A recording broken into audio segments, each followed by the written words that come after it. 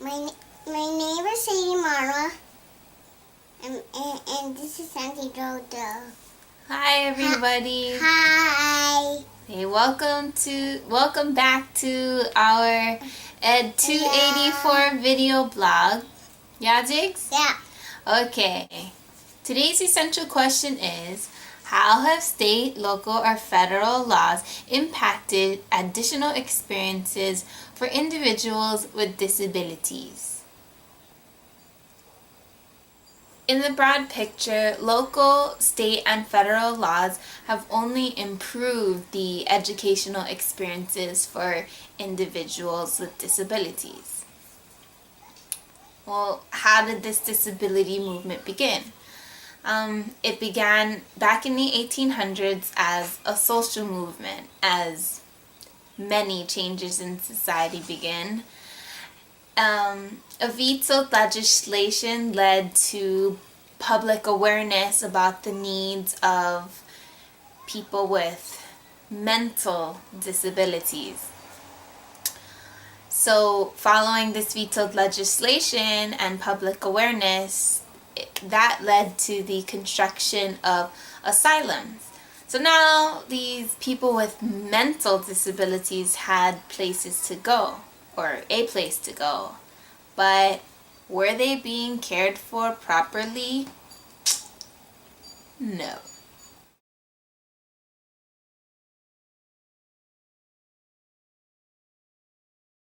So if that was happening now, we'd look at it as kind of a regression in the movement for disability rights. Moving away from that whole inclusion ideal that we're striving for and going towards excluding people with disabilities from the social community.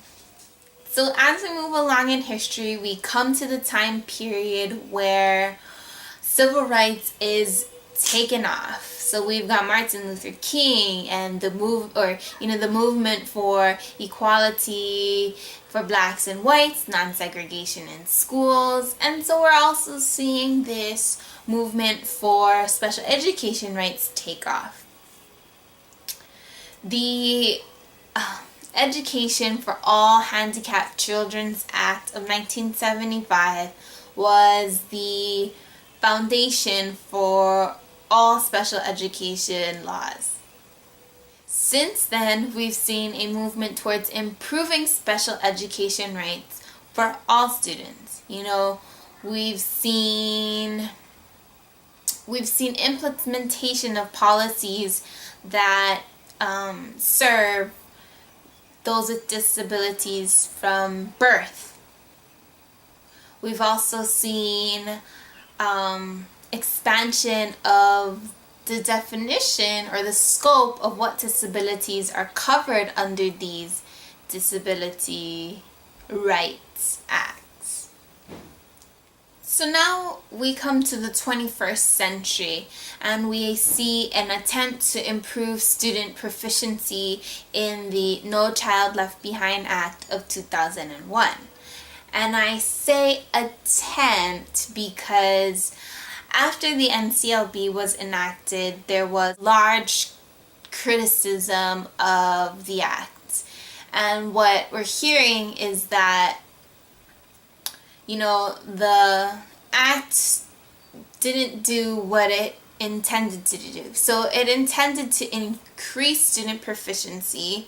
By a certain time, students needed to be proficient in this, and this subjects. But one of the criticisms is that we're seeing a decrease in student proficiency because schools have lowered their standards, enabling students to meet the requirements of the law and therefore continue federal funding for public schools. For more detailed information, you can watch the YouTube video that I've posted in the comments below on the NCLB. It's pretty good information.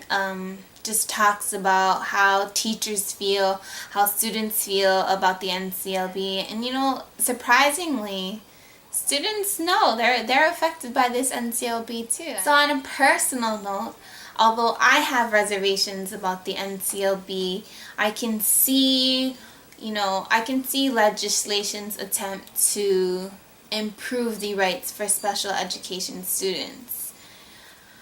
You know, I'm sure Congress has positive intent. I'm sure that no one intended to hurt students or to lower standards, but you know, you never know with any law, not just this law. You never know the outcome of the law or how it's going to affect society until it's enacted and put into place. And now we're seeing the results of the NCLB. Stay tuned for our week 4's blog when we're going to continue talking about legislation that's applicable to special education.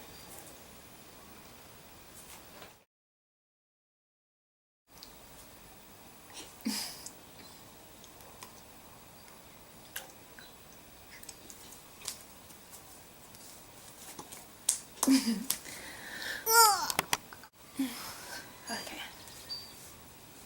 Ready? Okay. Smile. Okay. In the broad picture, local, state, and federal laws have only improved the educational. What did I say? You're either gonna stay or you go. If you go, don't come back. Okay. Bye. Bye. Ah, cha. You make me crazy. Okay, bye. Don't come back. Okay. Stay out there.